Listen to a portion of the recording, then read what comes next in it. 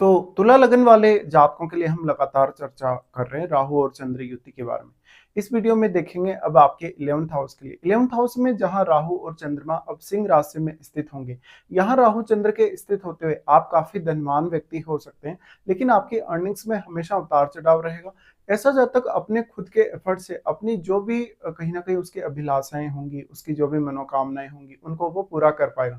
लेकिन मानसिक रूप से आप थोड़े परेशान से रहेंगे। ऐसे जातकों का फायदा अक्सर दूसरे लोग भी काफी ज्यादा उठाएंगे, क्योंकि राहु एक चीटर के तौर पे यहाँ है और अगर चंद्रमा साथ है तो आप किसी के ऊपर भी अपनी दया दिखा देंगे, किसी को भी आप सपोर्ट कर देंगे, लेकिन सामने वाला जो पर्सन होगा वो अक्सर आपका फायदा ही उठाएगा।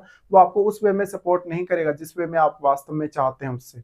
तो यहाँ राहु चंद्र का युति है, तो आपको इस मामले में हमेशा सतर्क रहना होगा। जब भी आप किसी को पैसे के मामले में हेल्प करते हैं या किसी भी प्रकार की अन्य कोई हेल्प करते हैं, तो सामने वाले से आप उस प्रकार की एक्सपेक्टेशन नहीं रख सकते जिस प्रकार का आपने उसको हेल्प किया है। यहाँ पे अब ये आपका नेटवर्क को बहुत ज्यादा विस्तार देगा राहु। साथ ही साथ आपको फॉरेन से भी इनकम सोर्सेज मिल सकते हैं। साथ ही यहाँ आपकी क्रिएटिविटी, आपकी वाणी या आपकी इमेजिनेशन का बहुत बड़ा रोल होगा। ऐसा जब तक अगर अपने निर्णयों के मामले में स्थिर रहे, अगर वो अपने निर्णयों को बार बार बदले नहीं, तो वो ज्यादा बेहतर कर सकता है। इस प्रकार का राहु चंद्र का कंजक्शन आपको बहुत सारे इनकम सोर्सेज दे सकता है, लेकिन फिर भी आप में लालच रहेगा हमेशा ही, और पैसे के प्रति आप बहुत ज्यादा इमोशनल रहेंगे।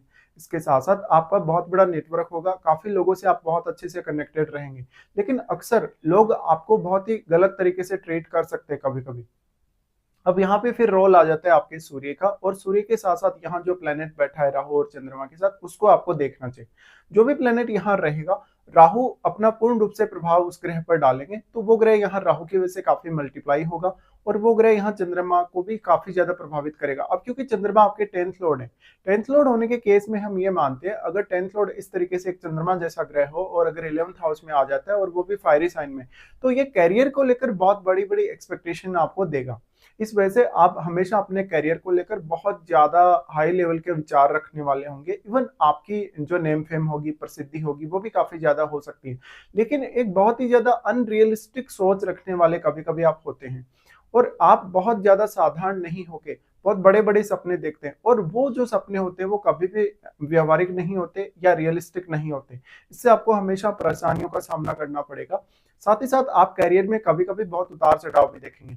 अब यहाँ आपके अर्निंग्स को आप कैसे मैनेज कर सकते हैं, आप अपने इनकम के साधनों को कैसे स्टेबल कर सकते हैं, ये आपके लिए सबसे इंपॉर्टेंट होगा। यहाँ पे अब जो भी प्लेनेट बैठा है उसका संबंध आपको राहु के साथ और सूर्य के साथ अवश्य ही देखना चाहिए। जो भी प्लेनेट यहाँ होगा, कहीं ना कहीं वो राहु से तो प्रभावित होगा ही होगा, लेकिन वो आपके इस हाउस को बहुत ज्यादा प्रभावित करेगा, क्योंकि उसकी जो क्वालिटीज है, उसका जो कारकत्व है, वो राहु से काफी मल्टीप्लाई हुआ है। तो उस ग्रह से रिलेटेड आपको भाव पर भी ध्यान देना चाहिए, और उन भाव से किस तरीके से आप लाभ प्राप्त कर सकते हैं, या जो भी जीवन में आप कुछ भी पाना चाहते हैं, चाहे वो धन हो, चाहे बहुत ज्यादा नेम फेम हो, वो आप कैसे प्राप्त कर सकते हैं। तो अब उस ग्रह का रोल बहुत इंपॉर्टेंट होगा। साथ ही ऐसे जातक के लिए पब्लिक डीलिंग बहुत आसान हो सकती है, लेकिन ऐसा जातक थोड़ा नेतागिरी की तरफ भी आकर्षित होगा अगर सूर्य बहुत मजबूत है चार्ट में। तो अब क्योंकि आप शुक्र से रिप्रेजेंट होते हैं, शुक्र से रिप्रेजेंट होने की वजह से राहु चंद्र का युति 11th हाउस में है, तो ये आपको ज्यादा सपोर्ट करेगा हर मामले में ही। अगर हम दृष्टियों के हिसाब से भी देखेंगे, तो राहु सबसे पहले यहाँ आपके तीसरे भाव पे दृष्टि डालेंगे, जहां वो अपने नीच के घर पे दृष्टि डाल रहे हैं। अगर मान लीजिए राहु का कोई मित्र ग्रह आपके 3rd हाउस में बैठा हो, तो यहाँ राहु ज्यादा बेहतर प्रभाव दे सकते हैं। लेकिन ऐसा राहु आपको हार्डवर्क भी काफी ज्यादा करवाएगा, बट इमोशनल इश्यूज भी उतने ही ज्यादा देगा। तो इमोशनली अपने आप को स्टेबल रखना तो आपके लिए जरूरी है ही। साथ में आप ये कोशिश करें कि आपका जो प्रयास है, जो आपका एफर्ट है, वो किसी भी काम को करने को लेकर सही दिशा में होने चाहिए, तभी जाकर आप एक पिन पॉइंट फोकस करके कोई भी काम कर सकेंगे। यहाँ जितने बार आप अपने डिसीजंस को बदलेंगे, जितनी बार अपनी मेंटलिटी को बदलेंगे, उतना आपको ज्यादा एफर्ट करना पड़ेगा, क्योंकि आपकी जो पूरी की पूरी प्लानिंग होगी आपको वो फिर से करनी होगी। अब यहाँ पे फिर जो राहु के साथ बैठा हुआ ग्रह है, वो क्योंकि राहु और चंद्रमा दोनों ही आपके पंचम भाव पे यहाँ से दृष्टि डालेंगे, इसलिए उस ग्रह का रोल आपके पंचम भाव से जुड़े कार्यों के लिए बहुत ज्यादा अहम होने वाला है। क्योंकि केतु को और केतु के साथ बैठे हुए ग्रह को वो राहु के साथ बैठा हुआ ग्रह सबसे ज्यादा प्रभावित कर पाएगा, क्योंकि राहु ने उस ग्रह को मल्टीप्लाई किया है, इसलिए अब वो ग्रह राहु की तुलना में केतु को ज्यादा प्रभावित कर पाएगा, और केतु के साथ बैठे हुए ग्रह को भी। तो ऐसा जातक जो होगा वो कभी कभी बहुत ओवर इमोशनल होगा, रिश्तों को लेकर वो हमेशा अपने जीवन में परेशानियां देखेगा। ऐसे जातकों के मदर का बहुत इंपॉर्टेंट रोल हो सकता है उनकी अर्निंग्स में और उनके नेम फेम में, इवन उनके कैरियर में भी। लेकिन यहाँ राहु और चंद्रमा दोनों ही आपके 5th हाउस पे दृष्टि डाल रहे हैं और राहु के साथ बैठे हुए ग्रह का भी लगभग यही सिचुएशन है। इसलिए अब आपको ये देखना है कि केतु के साथ जो प्लेनेट बैठा है उसके लिए आप क्या रणनीति बनाते हैं, वो आपके चार्ट में कौन-कौन से भावों का स्वामी है, उन भावों को लेकर, उन भावों से जुड़े हुए रिश्तों को लेकर आपको किस प्रकार के संबंध देखने को मिलते हैं। फिर यहाँ राहु क्योंकि 180 डिग्री का एंगल हमेशा रखते हैं केतु के साथ, इसलिए राहु यहाँ केतु को उतना अधिक प्रभावित नहीं कर सकते, लेकिन राहु के साथ जो ग्रह बैठा है वो चंद्रमा को भी बहुत ज्यादा प्रभावित कर पाएगा और केतु को, और केतु के साथ बैठे हुए ग्रह को भी। लेकिन यहाँ आपको केतु के साथ बैठे हुए ग्रह से रिलेटेड कार्य करने के लिए अपना एफर्ट थोड़ा सा ज्यादा करना पड़ेगा या बढ़ाना पड़ेगा। फिर यहाँ राहु 5th हाउस पे दृष्टि डालें तो जातक को बहुत ऑब्सेस्ड करते हैं, उसकी लव लाइफ डिस्टर्ब होती है। साथ ही साथ जातक प्रत्येक रिश्ते में बहुत ज्यादा इमोशनल दिखेगा आपको। इस प्रकार का जातक अपने निर्णय लेने में या तो बहुत ज्यादा कंफ्यूज रहेगा कभी कभी, या बहुत ज्यादा देरी करेगा, जिसकी वजह से उसको नुकसान भी उठाना पड़ेगा। अब ये जो दृष्टि है कहीं ना कहीं राहु और चंद्रमा की, ये आपको थोड़ा धन पाने के लिए लॉटरी सट्टा की तरफ आकर्षित कर सकती है, क्योंकि अब 5th हाउस में केतु होने की वजह से जो आपके कुछ फैसले होंगे वो ब्लाइंडली लिए हुए हो सकते हैं।